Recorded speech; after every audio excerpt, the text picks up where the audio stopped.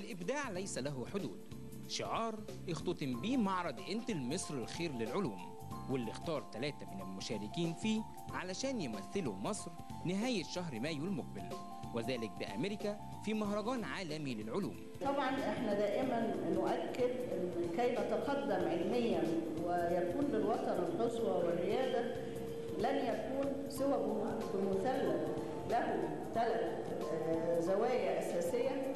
أولها هي وجود الحرية العلمية. النهارده يعتبر المرحلة الأخيرة اللي بنقول فيها الناس اللي جت من كل المحافظات بطريقة تحكيم بنعتبرها من أفضل الطرق لأنها عادلة جدا وفيها أكثر من رأي وكذا، إن احنا نختار منهم 3 علشان يروحوا يمثلوا مصر في شكل من أشكال الأولمبياد العلمية أو الأولمبياد الابتكارية. أهم ما يميز المعرض صغر سن المشاركين فيه وقدرتهم على الإبداع في مشروعاتهم.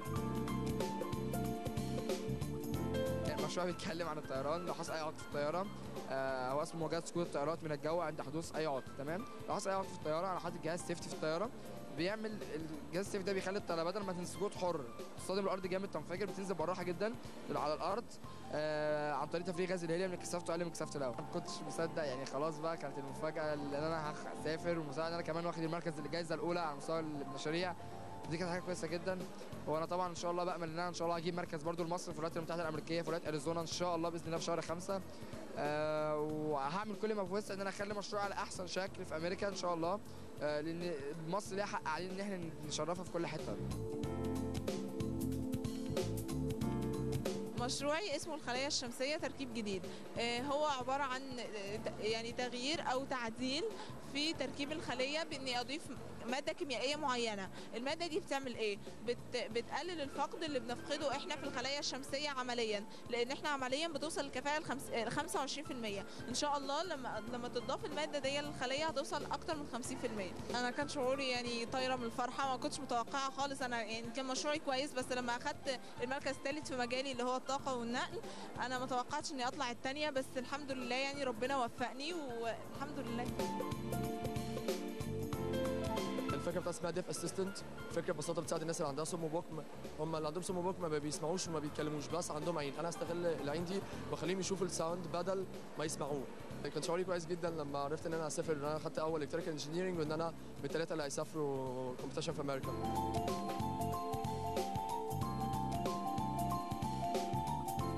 احنا الفكره بتاعتنا ان احنا واجهنا مشاكل في طلوع السلم ونزوله، فاحنا كنا عاملين حاجه زي قضبان الحديد دي بعرض الكرسي اللي هو اليدوي اللي هو الدياب ده، بعرض العائلات وبنطلع وينزل عليها، بس لازم حد يساعدنا. فاحنا وبرده مشكله تانية ان الحديد ده ما ينفعش ان احنا ننقله نوديه عماره تاني او بيت تاني، فاحنا قلنا نشوف حاجه تطلعنا نزلنا لوحدينا بدون حد يساعدنا، ممكن اطلع بيها في اي حته.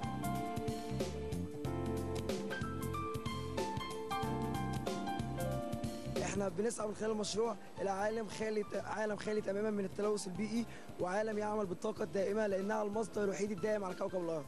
الإشراف من قبل المتخصصين وكذلك دور لجنة التحكيم عبر عن مدى قيمة المعرض.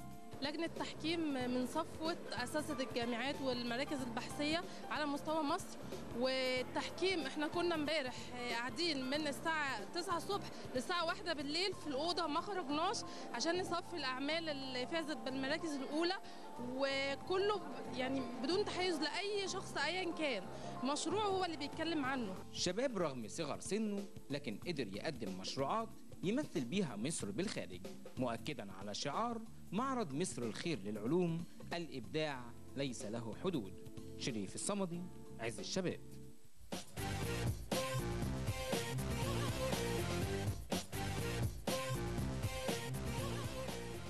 ورجعنا لكم تاني. دلوقتي معانا فقرة مميزة جدا جدا جدا. معانا 3 شباب مخترعين شاركوا في مسابقة نظمتها شركة انتل بالتعاون مع مؤسسة مصر الخير للعلوم والهندسة برعاية وزارة التربية والتعليم. كل شاب من ال3 دولت عمل اختراع مهم جدا. هم الشباب دول حاصلين على 3 مراكز الأوائل في المسابقة، واللي هيمثلوا مصر في المسابقة اللي هتبقى في الولايات المتحدة الأمريكية في الفترة من 12 ل 19 مايو الجاي. وعشان يشاركوا في المسابقه الدوليه بقى للعلوم والهندسه، وهيكون فيها 70 دوله. ده نموذج مشرف جدا للشباب المصري، خصوصا ان اعمارهم صغيره جدا من 15 و18 و17 سنه، يعني لسه شباب بيبداوا حياتهم، ومع ذلك عملوا اختراعات وشاركوا بيها وفازوا بيها كمان. خلونا نرحب بيهم. نبدا الاول بمحمد علاء الدين، الحاصل على المركز الاول وصاحب اختراع لمواجهه سقوط الطائرات. ومحمد كان مشرفنا قبل كده في البرنامج عشان يتكلم على الطياره بتاعته قبل المشروع ما يكمل بشكل نهائي، صح؟ نورنا يا محمد. ومعانا الاستاذه ندى يوسف، الحاصله على المركز الثاني وصاحبه اختراع تصميم بنيه لخلايا الطاقه الشمسيه. هنتكلم على الخلايا الطاقه الشمسيه والبنيه دي. مبروك يا ندى. والاستاذ علي عبد الفتاح، الحاصل على المركز الثالث وصاحب اختراع جهاز لمساعده الصم والبكم على السمع والنطق. نورتونا يا شباب. الحقيقه يعني انتوا يعني نموذج مشرف جدا للشباب. نبدا بقى بالاستاذ محمد صاحب المركز الاول. بس عايز اقول حاجه يا جماعه بس قبل ما نتكلم، عشان هم قالوا لي حاجه امنوني امانه. هو كل واحد منهم الاول في التخصص بتاعه، بس على المستوى العام محمد الاول وندى الثاني وعلي الثالث. تمام كده؟ مرضيين كده؟ طيب نبدا. الميداليات دي فضه مش ذهب ليه، ولا الميداليه دي ايه؟ لا هي كفايه الميداليه بتاع المركز الاول، بس مش شرط تكون ذهب. ماشي يا عم، فضه ولا ذهب الميداليه عشان ابقى عارف؟ لا ذهب، انا ذهب بس الذهب حته صغيره اللي فيها، لكن الذهب اللي فوق ده بس طيب ضحكوا علينا. طيب واللي جوه ده ايه؟ بلاستيك؟ بلاستيك. شفت؟ يلا ما علينا. طيب يا محمد يلا كلمنا بقى عن الاختراع بتاعك وطياره، وغيرت فيها ايه بعد ما كنت عندنا هنا؟ انا غيرت طبعا كتير. اولا المشروع بتاعي افكر بالناس بيه بس باختصار. هو الطياره لو حصل اي عطل في الطياره، انا صاحب اول جهاز سيفتي، ان لو حصل اي امرجنسي في الطياره والطياره دي هتصدم بالارض، انا بضع غاز هيليوم جوه اماكن معينه في جسم الطياره، بحيث الهيليوم كثافته اقل من كثافه الهواء، فبيشيل الطياره وينزلها بالراحه. الجديد كل اللي انا عملته ان انا كان عندي في التجارب الاولى كان عندي بعض المشاكل في الاماكن بتاعت غاز الهيليوم. تمام. الاماكن دي كانت بتاثر عليا في التجارب كتير جدا، وكانت بتاثر على جسم الطياره.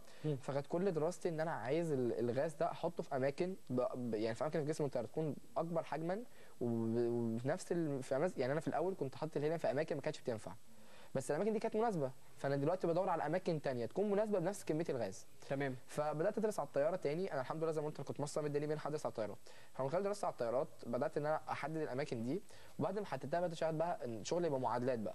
يعني عشان احط الغاز في المقصوره بتاعت الركاب دي لازم انا اعرف هيأذي الركاب ولا مش هيأذيه، ليه تاثير على الكائنات ولا لا. اولا غاز الهيليوم مش تاثير بيولوجي على الكائنات الحيه، ما بيأثرش على الركاب بحاجه. تاني حاجه كانت مشكلتي ان هو لو اتنشر في ماسوره الركاب كان ممكن مع تناقص الاكسجين هيحصل تسمم للراكب، فبالتالي انا حليت المشكله دي عن طريق ان انا احط في ماسكات كده اكسجين بتنزل في الطياره من فوق، فنفس الماسكات دي انا هستخدمها بحيث الماسكات دي لما يحصل امرجنسي والطياره في نقطه الصوت بتقع، انا الماسكات دي هتنزل على كل راكب يستنشق اكسجين، واصبح عندي الغاز مدخول في جسم الطياره. طبعا بدات احسب حجم كل كرسي واجيب كثافته، وحجم كل راكب واجيب كثافته عشان اخصمهم من حجم المقصوره، عشان اجيب حجم المقصوره فارغه، عشان اقدر اعرف كميه الغاز اللي هضخها قد ايه بحيث ما ازودش الغاز المقصوره تنفجر. فبعد ما عرفت قد ايه هحط من الغالي قد ايه من الغاز الهيليوم جوه جسم الطياره، وايه الاماكن كمان اللي احطها، وكمان اكتشفت حاجه جديده في الطياره ان انا هقدر افضي 30 طن من الوقود اللي هو فاضي يعني عامه حوادث الطياره لما بتحصل في الطياره اللي انا شغال عليها بتكون في نص الرحله بيكون فيها مثلا بتاع 30 طن وقود. تمام. فانا 30 طن وقود دول هشيلهم من الطياره عشان اقلل الوزن واستفاد منه. تمام. ففي اصلا في الجناح جهاز موجود في الطيارات اصلا، لو الطياره نزلت في الران واي بوزن بغاز معين لازم تخلصه قبل ما تنزل. يعني الموتور مثلا معناها برنج معين تنزل بيه على الارض، لو زياده بتسرب. فانا كل اللي عملته في الحكايه دي ان انا استخدمت حاجه بتسرع ان الوقود يخرج بسرعه، عشان اقدر برضو اخلي الغاز يدخل بسرعه في الطياره عشان الوزن يخف والطياره تبقى كثافتها اقل من كثافه الهواء. الحمد لله شاركت في المسابقه بتاعت المتحده. نرجع للمسابقه بس نشوف زمايلك بقى. بس يعني عشان بس نبسط للناس الاختراع بتاعك. انت دلوقتي غاز الهيليوم ده لو الطياره هتقع، طب هقول لك ببساطه صغيره جدا. تمام.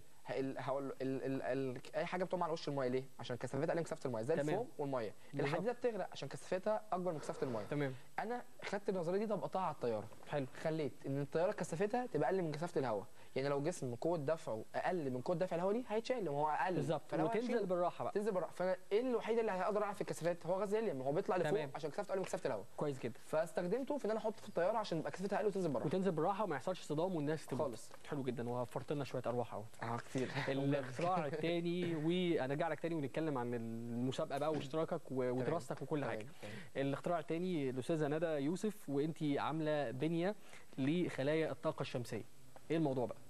في الاول الطاقه الشمسيه احنا عارفين اهميتها لينا، لان تمام. احنا انها طاقه متجدده وطاقه رخيصه وطاقه افيلابل عندنا وخاصه في مصر.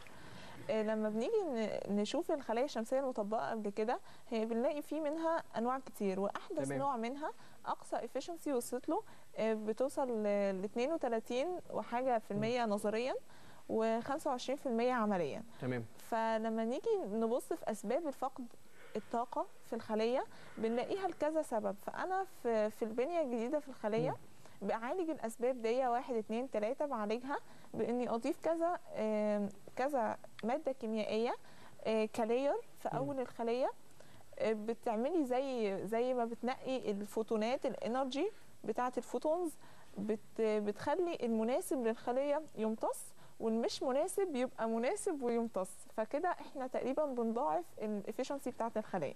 وناخد الطاقه الشمسيه دي نعمل بيها اي حاجه بقى. نعمل بيها ايه بقى؟ ممكن الطاقه الشمسيه دي نستغلها في ايه؟ لا هي اصلا نشغل بيها كهرباء في اي حاجه. الجو بيبقى حر في مصر في الصيف وعندنا شمس وشتاء كمان، والله ما بقاش فيه شتاء. طيب ندخل على الاستاذ علي عبد الفتاح، وانت عملت اختراع لمساعده الصم والبكم على السمع والنطق. غريبه، انا اول وانا بمسك السكريبت كده بقرا الصم وبكم هيسمعوا وهينطقوا، فاهمها؟ لا هي مش كده بالظبط. انا الناس اللي عندهم صم وبكم ما يعرفوش يتكلموا ما يعرفوش يسمعوا، بس هم بيعرفوا يشوفوا.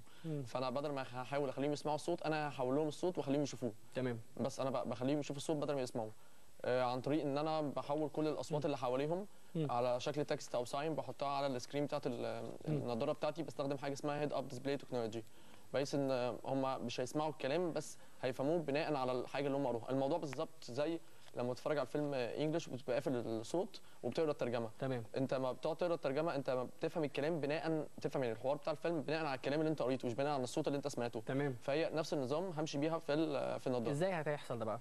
الموضوع بسيط جدا. انا دلوقتي عندي 2 بروسيس اساسيين، ان هو يسمع وان هو يتكلم. موضوع ان هو يسمع، في عندي 2 مايكروفون على الفريم بتوع النضاره بياخدوا الساوند ده بيودوه للمايكرو كنترولر ده بيحوله فروم سبيتش تو تكست، وبعد كده بيودوه لحاجه اسمها هيد اب ديسبلاي. الهيد اب ديسبلاي ده بيحطه على السكرين بتاعت النضاره، العدسه اليمين بتاعت النضاره. تمام. عشان يكتب. دي كانت مشكله بالنسبه لي. يعني هي النضاره هي الجهاز على شكل نضاره الاختراع بتاعك؟ تمام. هو اسمه ديف اسيستنت. في النضاره وفي حاجه اسمها سمارت رينج. النضاره دي فيها 5 مين كومبوننت اللي هم الميكروفون والسبيكر والمايكرو كنترولر والهيد اب ديسبلاي والجي بي اس. تمام. موضوع الكتابه بقى اللي انا استخدمت فيه السمارت رينج ده، انا كان الاول كنت موضوع الكتابه كان عامل لي مشكله، لان الكتابه اسهل حاجه نعملها بالفويس، ان هو يدي فويس يعني بيدي اوردر بالصوت وبينفذ له اللي عايزه. بس المشكله ان هو عنده صم بكم ما يعرفش يتكلم كمان. فانا عملتها، كنت الاول عاملها بالاي تراكنج سنسور، بس واجهتني مشكله ان اي تراكنج سنسور هيبقى قريب جدا من العين ومش عارف ديتكت الحركه بتاعه العين. تمام. فعملت حاجه اسمها سمارت رينج. ده جبت التراك باد بتاعه البلاك بيري وحطيتها في خاتم وهتشتغل يعني زي التكنيك بتاع سماعه البلوتوث، بتتوصل بالنضاره بنفس تكنيك سماعه البلوتوث. حلو جدا. ده من غيرها هيعمل كنترول على الكلاسز فيه زي كيبورد زي الالارم بتاع الايفون كده، بيتحكم منه ويختار الحروف اللي هو عايزها، بيكتب الجمل، وبعد كده الكلام بقى البروسيس بتاع بالعكس، الكلام بيطلع يعني تكست ويروح للمايكرو كنترولر يتحول فروم تكست تو سبيتش، بعد كده يوديه للسبيكر، السبيكر بيطلعه از ساوند. ده بيحصل في قد ايه بقى الكلام ده كله بقى؟ اوكي انا عملت انا في المرحله الاولى كانت على مستوى القاهره ما كانوش طالبين مني ان انا انفذ. المرحله الثانيه اللي هي على مستوى مصر طلبوا مني ان انا نفذت جزء وعملتها حاجه اسمها ريسبري باي. الموضوع كان معتمد على النت، لان اللي بيحصل ان انا لما بعمل الصوت بيتعمل له ابلود، بعد كده يتحول فروم سبيتش تكست، بعد كده يتعمل له داونلود، فده ديبند على سرعه النت. فلو نت كان 2 جي كان هو يعني البرنامج ده يعني الاختراع ده ما يشتغلش الا لو انا قاعد في مكان فيه؟ لا في اكتر من اوبشن، بس انا عشان الوقت ما لحقتش ان انا استخدمت برنامج اسمه اي بي اي بتاع جوجل، فما كانش عندي وقت ان انا اعمل برنامج تاني. فالموضوع كان في 3 جي بياخد ما فيش ثانيه، يعني لو نزل 4 جي مش هياخد حاجه خالص، ولو استخدمت برنامج ملوش علاقه بالنت مش هياخد وقت. تمام. نرجع لمحمد. قول لي يا محمد، انت يعني هم 3 اسئله في سؤال واحد، كويس كده؟ اسمك وسنك وعنوانك. لا مش كده، بص هتقول لنا انت دلوقتي انت عندك كام سنه وبتدرس ايه وليه فكرت في المشروع ده تحديدا؟ عندي كام سنه؟ عندي 18 سنه. تمام. انا في المدرسه الفنيه التجريبيه المتقدمه لتكنولوجيا المعلومات. تمام. المدرسه دي واحده في مصر و5 على مستوى العالم. المدرسه دي متميزه شويه ان في اول 3 سنين باخد نفس مواد الثانويه العامه، وفي السنتين الاخرى بتخصص اي تي. كويس جدا. ليه بقى فكرت في المشروع؟ اول حاجه انا كنت بحب مجال الطيران جدا. تاني حاجه اتفتح قدامي مجال اللي هي حادثه البطوطي، ودي كانت توفى فيها ناس صحاب مامتي. فبدات ان انا اسال ليه واعرف ليه. تمام. فبدات اقرا كتير عن الطيران، حبيته اكتر. انا كنت بحبه وكان نفسي اركب طياره عامه، فحبيت المجال ده قوي. لما قريت عنه حبيته اكتر، يعني عرفت ان هو مجال واسع ومجال مجال كويس. واللي شدني اكتر ليه لما عرفت ان اسباب الطيران دي يعني اسباب ممكن الواحد كان يلاقيها حل. يعني عايز اقول لك حاجه بس مختصر، ان 70% من حوادث الطيران بتعود على البشر. يعني 30% دول عوامل جويه مثلا حاجات، لكن 70% بيعود على الخطر على البشر. لان مثلا بيبقى عيب كوكبيت اللي هو الكباتن يعني في الكوكبيت، بيبقى عيب برج المراقبه، سوق رقابه، بيبقى عيب اللي هو الصيانه. فالثلاث حاجات دول بيؤدوا لكوارث جويه. فمعنى كلمه كوارث جويه دي كانت بتشدني قوي. طب انا ليه ما امنعش الكوارث الجويه؟ في المقام الاول كنت بحافظ على سلامه الركاب، والمقام الثاني بحافظ على سلامه الطياره. الطياره بتبقى مدفوع لها تامين كتير، والطياره بتبقى غاليه، وغير كده سلامه الناس ارواح اصلا. تمام، حلو جدا. ندى، الاول ايه الشهادات اللي معاكي ديت؟ فرجينا عليها كده، معاكي ايه الشهادات؟ الشهادات دي اخدتها في مسابقه انتل ايسف، المسابقه اللي انتوا كنتوا شاركين فيها. ده شهادتين، ايه بقى الشهادتين دول؟ دي شهاده اخدتها في اسيوط. فرجينا كده، فرجي الناس معاكي. دي اخدتها في اسيوط. تمام. دي على مستوى المحافظه اللي هي اللي طلعتي اولى فيها. تمام. ودي على الكاتيجوري بتاعتي اللي هي انرجي ترانسفير، وانت اللي طالعه الاولى فيها برضه. تمام، حلو جدا. طيب برضه زي اخوكي كده، اسمك وسنك وعنوانك. انت كام سنه وبتدرسي ايه وليه فكرتي في المشروع ده؟ انا 15 سنه، في اولى ثانوي لسه، يعني مدرسه حكوميه عاديه، كنت في لانجوج سكول، وبعد كده حولت مدرسه عاديه. فكرت في المشروع بتاعي لان هو بجد كنت انترستد ان الموضوع ده كله اساسا. كان عاجبني وكنت بحبه. بدأت أقرأ فيه قبل ما أسمع عن المسابقة أساسا أو الفير. بعد كده لما سمعت عن الفير بدأت يجيلي يعني أفكار إن أنا ليه ما أدخلش فيها بالمجال اللي أنا بحبه، ما دام هي تتيح لنا إن إحنا ندخل بأي مجال. بدأت أدور أكتر وعملت أكتر من فكرة، وطبعا مش من أول فكرة نجحت، لأ، هي في فكرة فشلت ورا الثانية، بس الحمد لله ربنا وفقني لآخر فكرة دي اللي أنا شغالة فيها ودخلت بيها الفيلم. الحمد لله. علي، مش هقول لك بقى السؤال بقى، انت حفظته خلاص. يلا قول بقى. انا عندي 19 سنه. اخر سنه في المدرسه البريطانيه. موضوع الفكره، الموضوع بالنسبه لي كان مختلف عنهم. هم كانوا عارفين عن الساينس فير من بدري وكانوا محضرين وكده. انا عرفت قبلها ب3 ايام. انا عرفت يوم 5/2 المفروض ساينس فير يوم 9/2، فما كانش عندي وقت ان انا احضر فكره جديده. انا عندي زي شيت كده كاتب فيها الافكار اللي عندي، فاخترت منهم واحده اللي هي ديف اسيستنت دي، اللي انا الحق احضرها قبل يعني في ال3 ايام. تمام. ودخلت بيها على مستوى القاهره، وكنت حتى كان المفروض في اونلاين ابلكيشن ما لحقتهاش، ووديت الورق عادي بايدي. وبعد كده بس دخلت على مستوى القاهره، وبعد كده صعدت على مستوى، خدت مركز اول، صعدت على مستوى مصر. تمام. طيب محمد، قول لي ايه اللي ناقص عشان خاطر نشوف مشروعك دوت متنفذ حقيقي، وايه الامكانيات المتاحه؟ اللي ناقص من ناحيه عشان نشوف مشروعك ده بيتنفذ وموجود. كل اللي ناقص بس انا نفسي يعني انا ادرس هندسه طيران، بحيث انا اكيد مش مهندس. انا كل المنح بتاعتي انا بدرس على الطياره بوجهه نظر انا، مش وجهه نظر التعليم. فانا لما اخد هندسه طيران ابقى ملم بكل حاجه في الطياره. اكيد ممكن اطلع احسن في مشروعي، واطلع حاجه، ممكن اطلع سيستم احسن في مشروعي، لان ابقى دارس المجال ده. وان شاء الله انا من بعديها هقدر اشوف النور. وعايز اقول لحضرتك حاجه، ان التحكيم في المسابقه اللي احنا كنا فيها دي، هم ما بيطلعوش ال3 مراكز الاولى دول يعني هباء، لا، هم بيكونوا واخدين. طب قول لي، بيبقى على ال3 مراكز دول، انت الشكل اللي انت شاركت فيه في المسابقه في مصر هو نفس الشكل اللي هتشارك بيه في المسابقه العالميه، ولا مطلوب منك تطوير ليه بقى، ولا نموذج يعني؟ هو كل اللي مطلوب مني، انا معايا النموذج بتاعي، حتى انا جبته انا في عز الشباب مره ووريته لكم. اللي ناقص بس ان انا طلعت دلوقتي نسب بالنظريات على الورق. كل اللي انا هعمله، هروح الاداره المركزيه لحفظ مصر الطيران، هيتم وضع بس البيانات اللي انا طلعتها دي على الانيميشن، واشوف النتيجه، هيطلع نفس اللي انا توقعته، هيطلع على الشاشه، وده ما هيؤكد نجاح مشروعي. يبقى كده اصبح مشروعي مش ناقص غير ان انا يتنفذ على الحقيقه بالانيميشن ده. تمام. مشروعك ده هيكلف كام تقريبا؟ انا مشروعي كله ممكن ما يعديش ال 10000 12000 جنيه. حلو جدا. ندى، ايه اللي ناقص عشان مشروعك ده نشوفه موجود ونستغل الطاقه الشمسيه بشكل كبير؟ ناقص طبعا التجربه، لان اني اصنع خلايا شمسيه واضيف لها لير، دي عمليه مكلفه ومش سهله بالانسان او بالشخص كذاته. هي المفروض عايزه يعني في معمل وفي ظروف خاصه. تمام. ومش بتكلف كتير، يعني انا مجرد تكلفه السولار سيلز العاديه بالاضافه الى اللاير اللي انا هضيفها دي. طيب هتشاركي برضو بنفس النموذج ده، ولا محتاجه تعملي نموذج بقى واضح للمسابقه الدوليه؟ لا طبعا محتاجه اعمل نموذج مطور واجربه اكتر من مره في ظروف مختلفه. تمام. وربنا يوفقني ان شاء الله. قدامك وقت تلحقي تجربي. علي، ليه يا علي؟ انت نايم مني يا علي على فكره. بص يا علي، دلوقتي نفس برضو مساله زمايلك، انت دلوقتي الاختراع بتاعك دوت ناقصته ايه عشان خاطر نشوفه متطبق وهتشارك هو بيه بالظبط، ولا محتاج تعمل نموذج تاني مختلف وفيه تطوير؟ اوكي، هو انا كان مطلوب مني ان انا اثبت فكره، ده في المرحله بتاعت مصر، وبرضه هناك ان انا اثبت فكره بس انا هحاول ان انا احطها، انا عملتها على البلازما، انا هحاول ان انا احطها على النضاره، اجيب كومبوننت واحطها على النضاره. فانا ناقصني بس الهيد اب ديسبلاي، كل كومبوننت موجوده مع الهيد اب ديسبلاي لانها تكنولوجيا جديده ولازم انا اللي اعملها. بس موضوع تكلفه النضاره، وهي دي الميزه، النضاره هتنزل ان شاء الله ب $100 مثلا، فده هيوفر فلوس كتير جدا، لان الحل الموجود حاليا هو عمليه زراعه القوقعه تكلفته $60,000.